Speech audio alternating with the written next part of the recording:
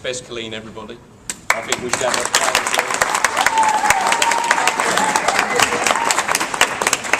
a now, Bez has actually been the main driving force that's pulled the whole Choose or Lose campaign together, and it's been fantastic, especially with some of the, not only the interviews I've done on YouTube, but actually seeing some of the ones that young Chris Burns did on his camera with you know, late at night, standing outside, screaming on street corners about Choose or Lose and bigging it up.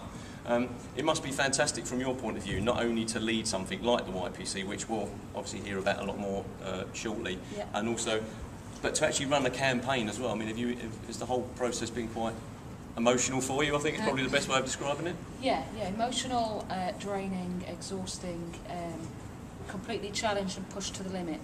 2 months isn't long to run a campaign, but what has got me through it was the support of a lot of very dedicated staff and the young people. They've just carried it, they've owned it and carried it and took it right back to their communities and their schools, and that's been the best part of Choose or Lose. I think we've really created a statement around young people and democracy in the city. I think what's impressed me the most is the fact that each of the young people that stood, how many candidates did you have in the end? 38. Okay, and how many places were there? 27. So actually, there will be some Losers. that tonight will be disappointed and losers, as you said.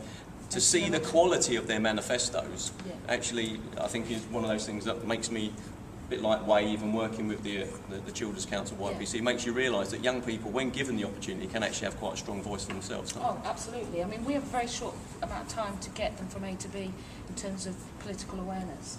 And we're lucky, I think, that the more we do it, the more young people we meet, the more I'm amazed by just how politically aware they actually are. And all you have to do is press the right buttons, talk about the right issues with them, and away they go. Yeah. Fantastic. Right. Okay. Question for you, Danielle. There you go. You're not expecting this. Totally unrehearsed. Now, as the participation lead for the city, not only the work that gets going on in the city, but you know, you talk about when you go off and you represent the young people of the city at sort of regional events and things like that. Yeah. I mean, what kind of things do you tell people about things like, you know, the Children's Council and the YPC? What don't I tell them? Normally what I find is that after a while you forget that people have got to go to the toilet or go and get their lunch at conferences and things, because I just carry on telling other people how proud. But actually most of the time when I've been to different parts of the country, or when I've been at conferences and meeting ministers and things like that, they're taking notes, or they take personal details and they want to know about all the different things. I could go on for hours, you know this anyway, I could go on for hours about all the different things we have across the city, but it's not just for young people actually, it's for children, for young people, and for their families, their parents and carers as well. That's the road.